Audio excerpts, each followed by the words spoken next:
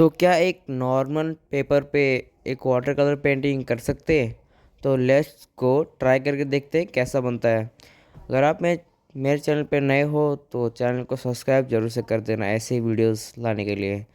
तो अब यहाँ पे मैंने ब्रश और कलर ले लिया। अब देखते हैं नॉर्मल पेपर पे कैसी वो पेंटिंग बनती है। तो बाद में यहाँ पे मैंने रफ स्केच कर लिया हूँ। अब यहाँ पे जल्दी से ब्रश गीला कर लेता हूँ और आप वीडियो को लाइक कर दो जल्दी से।